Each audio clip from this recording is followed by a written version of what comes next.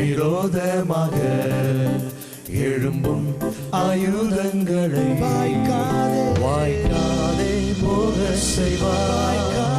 வாய்க்காதே போக செய்வாய். உனக்கு விரோதமாக எழும்பும் ஆயுதங்களை வாய்க்காதே போக செய்வாய்.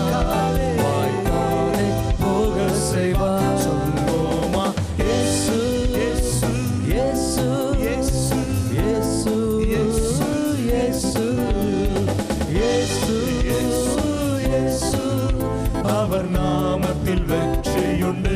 சொல்வோமா இயேசு இயேசு இயேசு இயேசு இயேசு இயேசு அவர் நாமத்தில் வெற்றியுண்டு.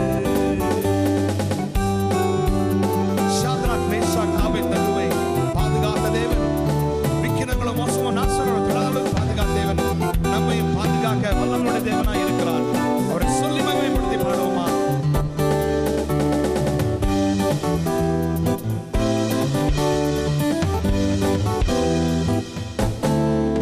ஷாத்ராக் மேஷாக் ஆபேத்நேகோவுக்கு விரோதமாய் எழுந்த ராஜா அக்கினி சூளையிலே போட்டான்.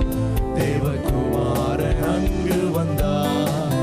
ஷாத்ராக் மேஷாக் ஆபேத்நேகோவுக்கு விரோதமாய் எழுந்த ராஜா அக்கினி சூளையிலே போட்டான். தேவகுமாரன் அங்கு வந்தான். அவர்களை சாகாமல் விடுவித்தார்.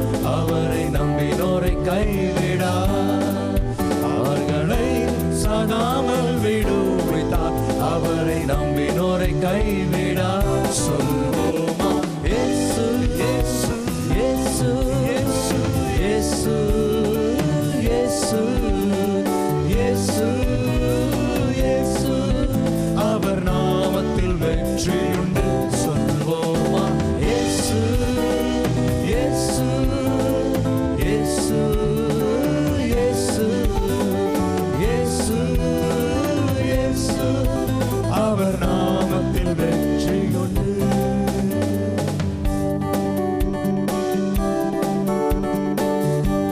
தானியேல் ராஜாவின் வார்த்தைக்கு கீழ்ப்படியாமல் போனதினால் அவனை சிங்கங்களின் கவியிலே போட்டான். முதல் சிங்கங்களின் வாயை அடைத்தான். நமக்கு விரோதமாய் எழும்பும் எந்த ஆயுதம் வாய்க்காதே போகும். கர்த்தர் நமக்காக யுத்தம் பண்ணி கொண்டிருக்கிறார். பிரியமானவர்களே,